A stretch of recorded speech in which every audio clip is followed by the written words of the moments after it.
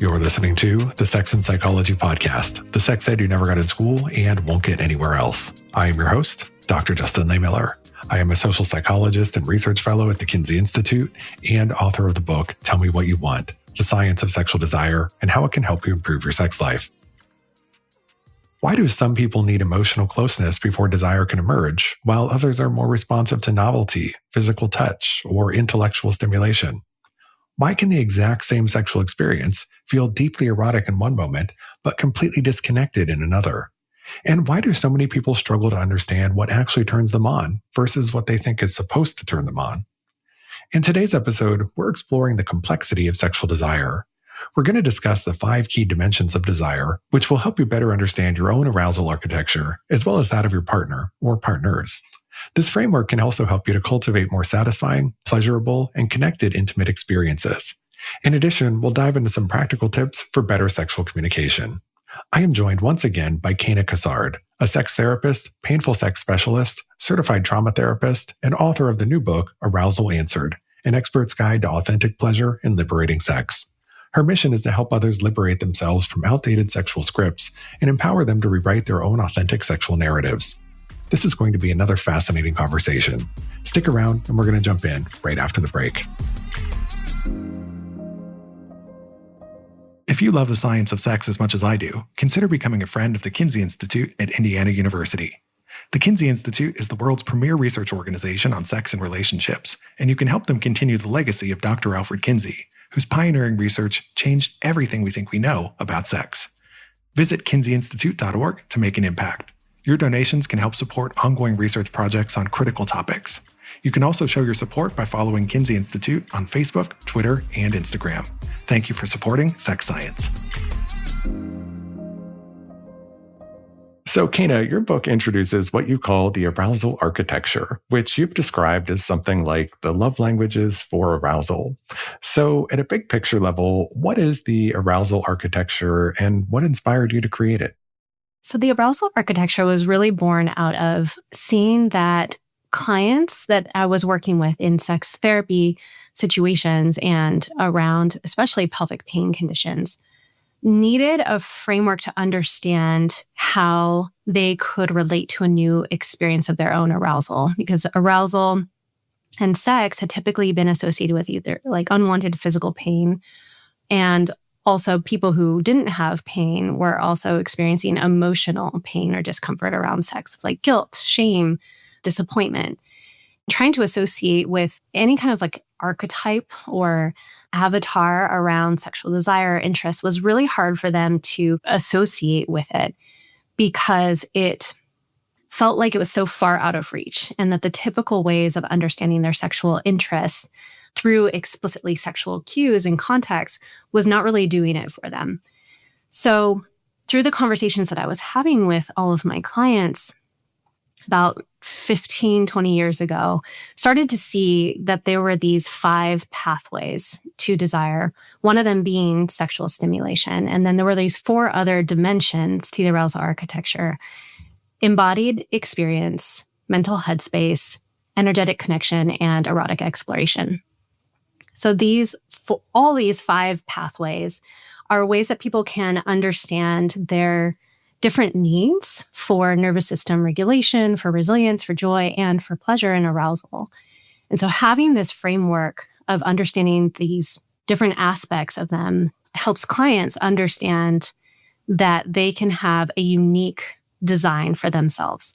So what works for one person doesn't work for another person. And we understand this, but being able to have a tangible framework to feel like it's revealing who they are helps people feel a lot more sexually confident, but then also being able to communicate that with partners of saying like, hey, I've got like large or heavy weighted arousal architecture for these 3 dimensions, and the other 2 are not so important for me.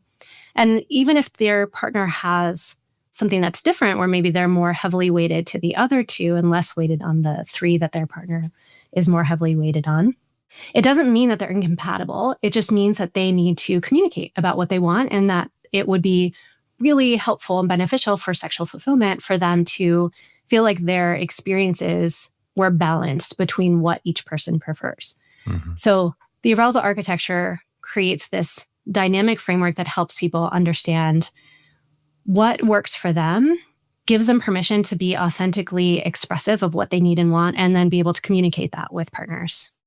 Can you walk us through those 5 dimensions of the arousal architecture and explain what each of them might contribute to arousal?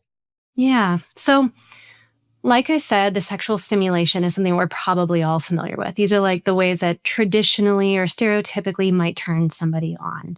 So it's things like kissing, physical attraction, explicit sexual activity. Then we have embodied experience. An embodied experience dimension is about understanding how important it is to feel connected to the body, including physical comfort, relaxation, or creating present moment awareness.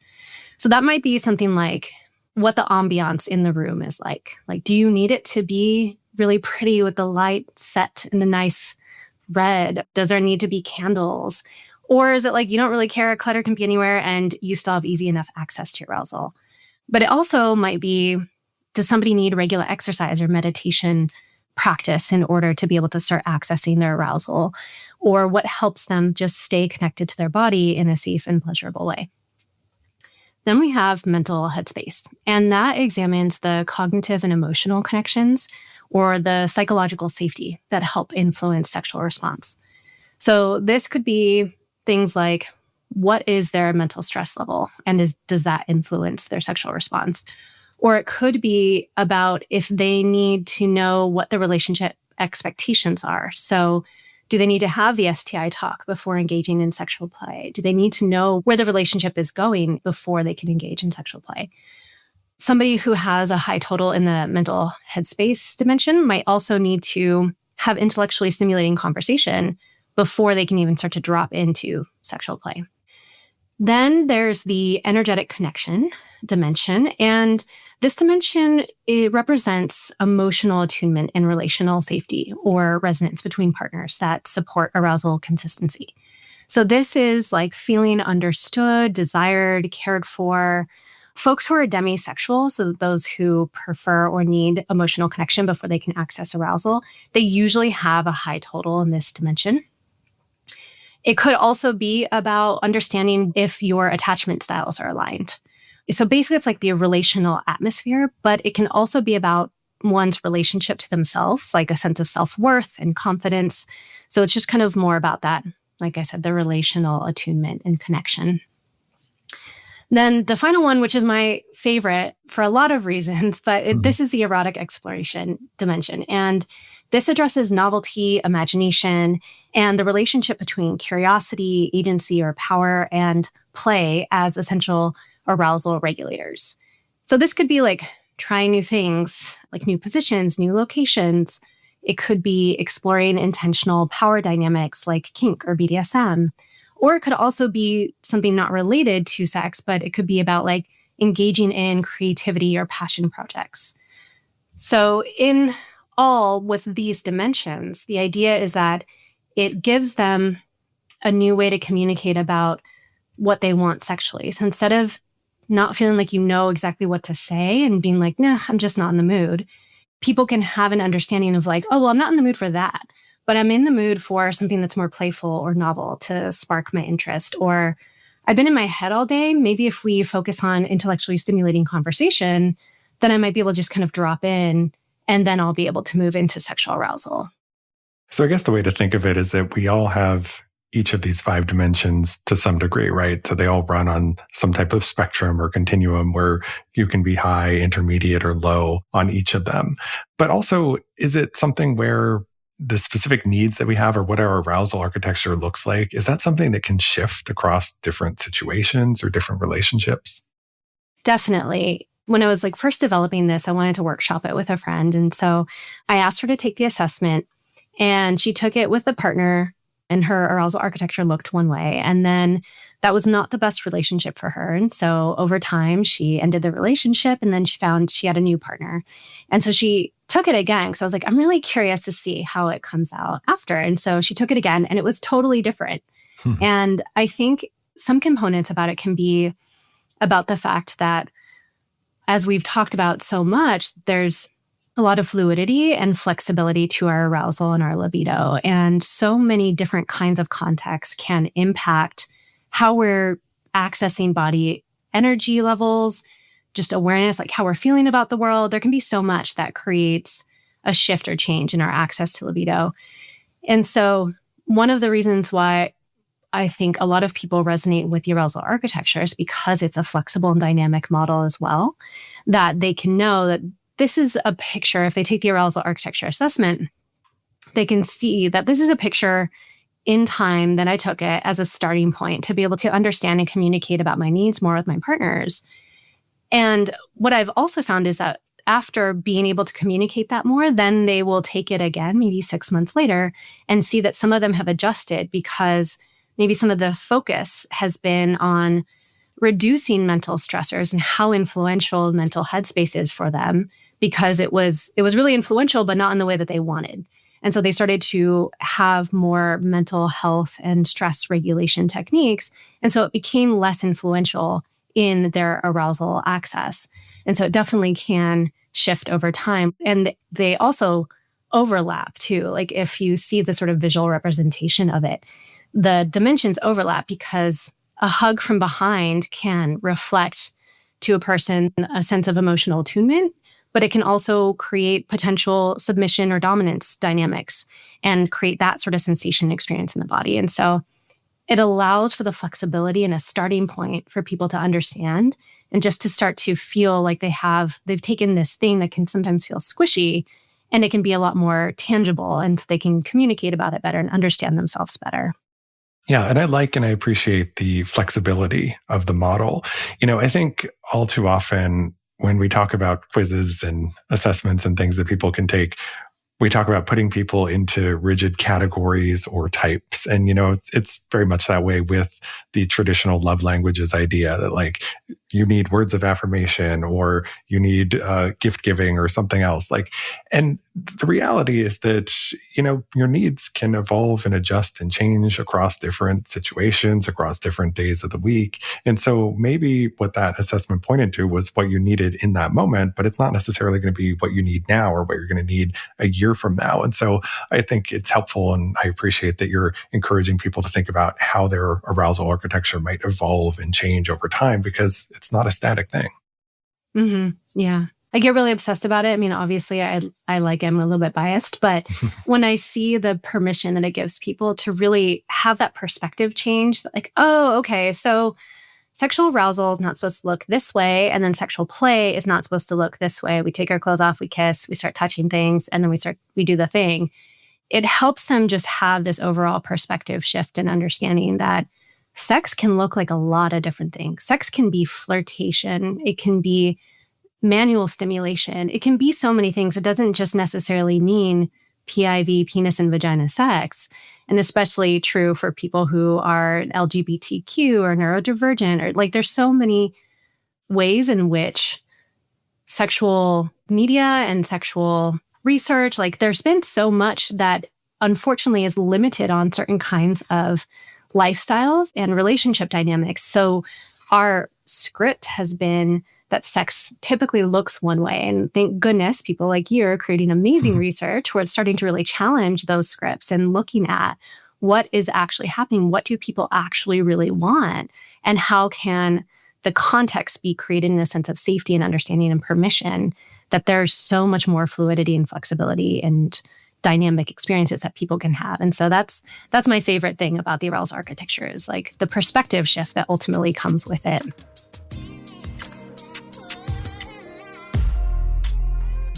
We need to talk about low libido. If you've ever looked for a supplement with the goal of giving yours a boost, you know what a minefield it can be. There are so many options, and some of them contain really questionable ingredients. It's a market that's notorious for products that are underdosed, ineffective, or in some cases, just downright shady. That's why I'm excited to tell you about Drive Boost from VP Health. VP Health has changed the game by focusing on what truly matters, trust and transparency. Imagine a libido supplement formulated by doctors, one that's rigorously third-party tested for purity and potency so you know exactly what you're getting. And it's made right here in the USA. That's Drive Boost. This supplement is also unique because it's formulated for men and women alike. So if you're ready to ditch the shady stuff and choose a libido supplement that you can feel confident about and that actually works, it's time to check out Drive Boost.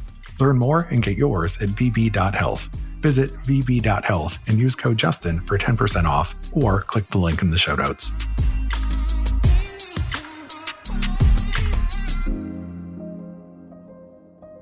I was going to ask, because I know you've helped a lot of clients better understand their own arousal architecture. So when people begin exploring this, what are some of the biggest surprises or realizations that they have about themselves? So in other words, how have you seen this framework help people in your own clinical practice? So one of my favorite experiences that clients have had is realizing that their sexual script was written kind of in the way that we've been talking about, that sex should be this sort of flowy, natural thing that's just supposed to happen, that you should just follow desire. So there's like a lot of advice out in the world about how desire is created and what sex should look like practically.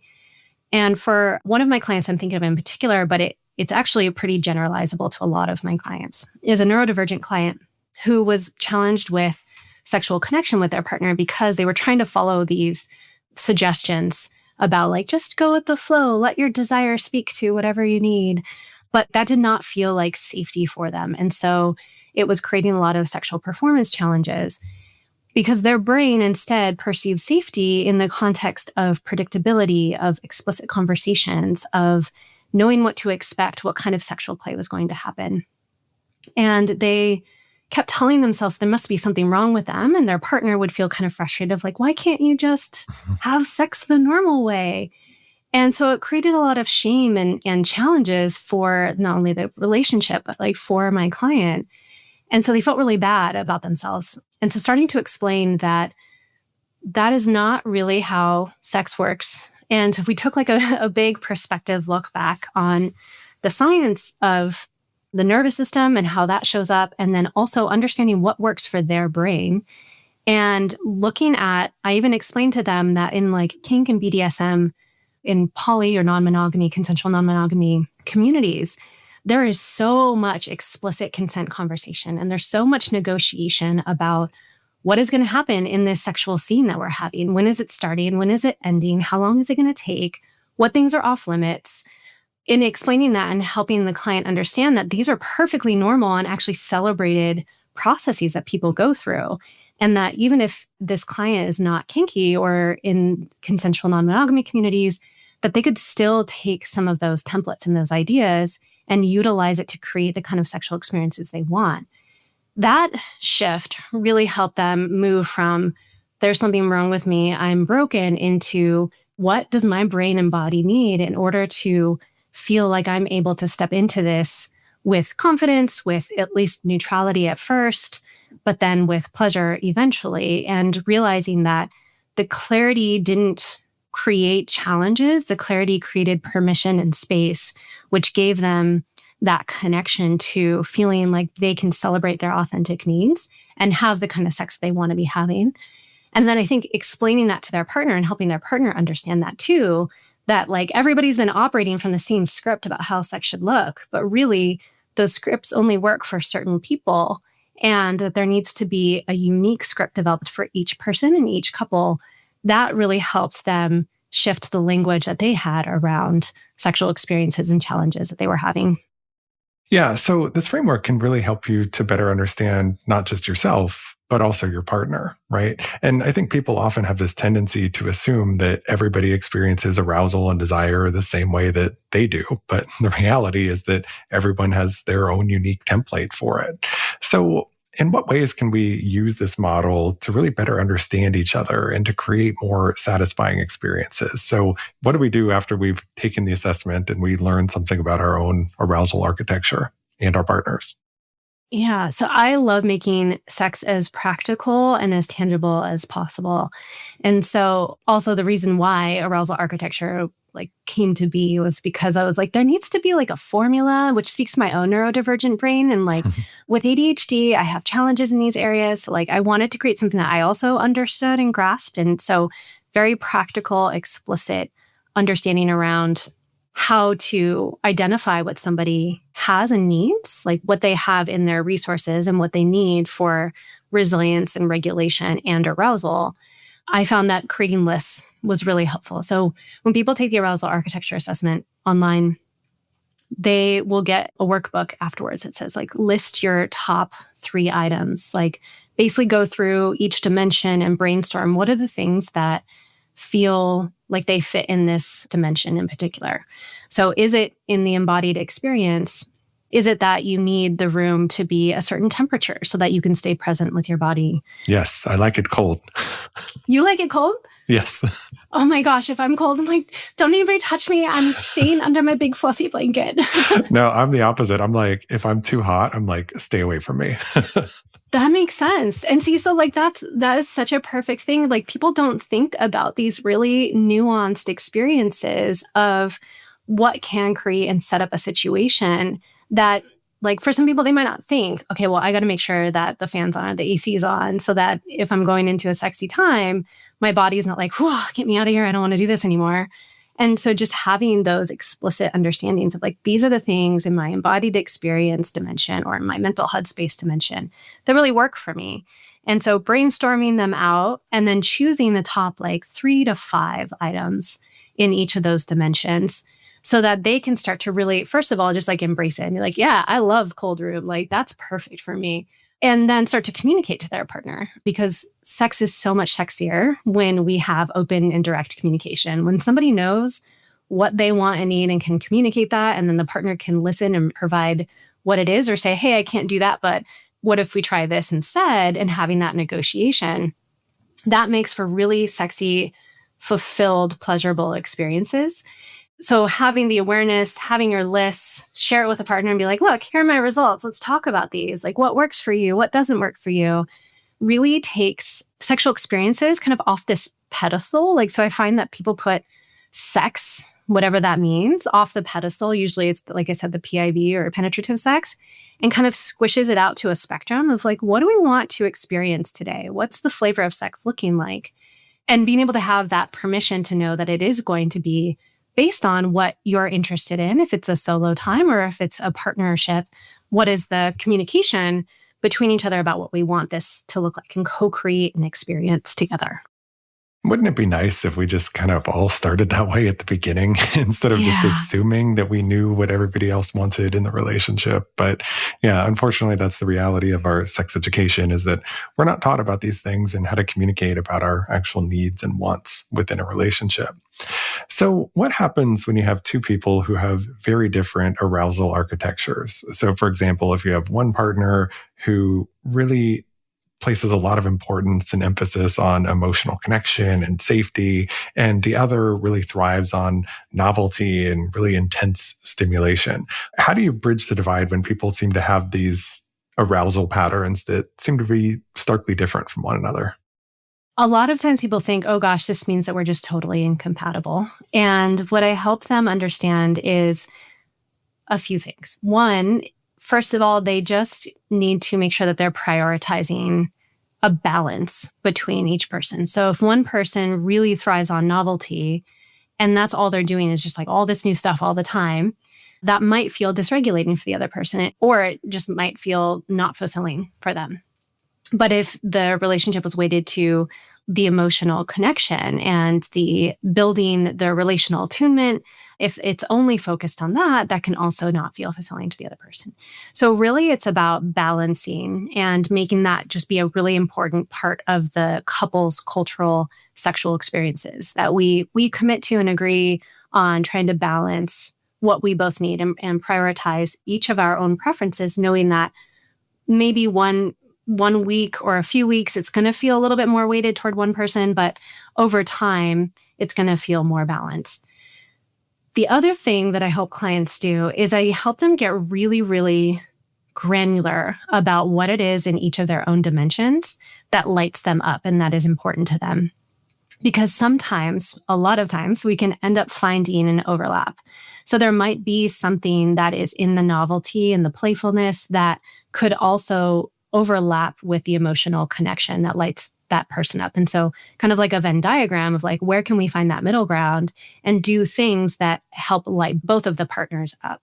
And so that helps them feel a little bit less like they're opposed and more about being a team and collaborating and co-creating something together. Yeah, and that's actually very similar to the advice I often give people when it comes to sharing their sexual fantasies. And oftentimes partners will have very, very different fantasies. And it might sound like they're not on the same page about what turns them on. But I think a useful place to go in situations like that is to really strip the fantasy down into that person's core erotic needs. Like, what is it that really turns that person on about this particular fantasy? And oftentimes it's not about what their partner thinks it's about. We tend to think about the fantasy at a very surface level. And if your partner mentions, for example, having a threesome fantasy, there's a tendency to assume that, well, they just want another body in bed and that opens up more possibilities and things to do. But maybe what's at the root of that threesome fantasy is that they really just want to feel overwhelmingly desired, right? I mean, what makes you feel more desired than being wanted by one person, right? Being wanted by two people at the same time, right? And so there might be different ways to meet or gratify that need that don't necessitate actually bringing somebody else into bed with you. Now, maybe that couple will decide they're going to open their relationship. Maybe they're going to have threesomes, but they might find other creative ways to go about meeting and fulfilling those needs that don't necessarily look like the actual fantasy itself, but still tap into the core underlying needs that that person has. Yeah. And I think finding that overlap or even just building the understanding, the empathy, like can help partners realize, and it's not like, oh, you just want to have sex with somebody else, like bring somebody else in here, have another body. It's developing that empathy and that compassion for the partner of realizing like, oh, you just want to feel like extra desired. I can get behind that. I really love the idea of you feeling really desired. And it's like, that doesn't feel as threatening to me, or that doesn't feel as whatever to me. And I think being able to really strip it down to that basic core helps create more compassion and understanding and teamwork in figuring out like, how can we help you feel really good in a way that also aligns with my own interests and needs and desires and beliefs and values. Yep, exactly. So something else that you talk about in your book is sexual communication. And that's something that a lot of people really struggle with in relationships. Oftentimes it's easier to have sex than to talk about sex, which is a problem. So I was wondering if you could also share some tips on how we can have healthier and more productive conversations about sex with our partners without those conversations turning into fights. Yes, this is such a big one. Often finding a way to talk about sex when it's not connected to each individual person. So having conversations about like, I learned about this thing happened, or like, I learned about this book or this arousal architecture, and just kind of talking about it from a more general perspective and keeping the conversation away from, well, what do you like or what do you want? Because that can start to kick up people's nervous systems to feel a little bit worried about what's going to happen or come from this conversation. So starting to feel more comfortable in those conversations first, where it's a little bit more general. And then moving into, well, here's stuff about me as it relates to this topic. And then moving into how it relates to us as a dynamic. And so kind of moving through and separating conversations can help people start to deactivate their nervous system in response to sexual situations, and knowing that the conversation is not going to go beyond what we've agreed upon helps people start to approach the conversation instead of the often typical reaction of like, oh no, we're talking about this sexual model, but any topic around sex has always led into a fight. So like, I don't even want to go there. So having structured ways to talk about it, knowing that it's not going anywhere besides what's been agreed upon, really helps the nervous system feel comfortable. And then another technique that I recommend for clients, or anybody really, when they do have to have a tough topic, breaking it down into, like I said, I love formulas. So breaking the conversation down into 4 parts. So the first part is when this thing happened. So when you said this, when I noticed you did this. So something that everybody can agree upon happened. I felt this, and that would be a feeling. So I felt an emotion. A lot of times people will say, I felt like you were doing XYZ. And that's not really an emotion. That's a belief about what happened. And so sticking to an emotion. So the first thing, when this happened, I felt this. And then the third is this is the meaning that I made out of what happened or what I saw or what you said. Because then that keeps it about our own personal experience and creates that autonomy and accountability. And then the fourth component is, here's what I need. Maybe I just need you to know about it, or maybe I need you to know how communicating with me feels a lot better, or maybe I just need you to know, like, I love you and I hope we can do something differently in the future. I don't know what different looks like, but right now I just want to bring this up. So being able to have a communication formula for touchy topics really helps the conversation from escalating, and it helps people feel like they can actually have productive conversations and feel heard and understood. So I love that formula. I'm always a fan of a good formula. So for listeners who want to better understand their own arousal patterns, what can they do? How can they learn about their own arousal architecture? They can go to arousalarchitecture.com and they can take an assessment. It's totally free. We don't keep any of the responses, and so we protect privacy that way. I do recommend, because we haven't figured out the tech yet, but I do recommend that if you wanted to go, if somebody takes it and they want to go deeper, they can print the screen or like save as a PDF when they get to the results page. Save it as a PDF because it lists what the questions are and what the answers are to those questions. And then that's the process of how they can actually get really granular of like, why did I answer mostly true to this question? Like, what is it about this thing? Is it that I need a cold room or a hot room? Like, does the room ambiance matter to me? And so that's how they can start to get even deeper to understand what builds their arousal architecture, and then use the workbook that comes with it to actually write it out and then be able to share it. Well, great. Thank you for sharing that.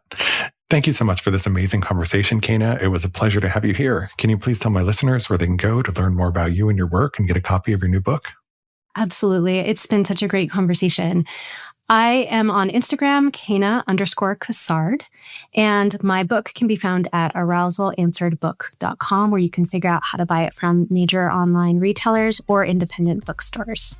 Great. And I'll be sure to include links to all of that in the show notes. Thank you again so much for your time. I really appreciate having you here. Thank you.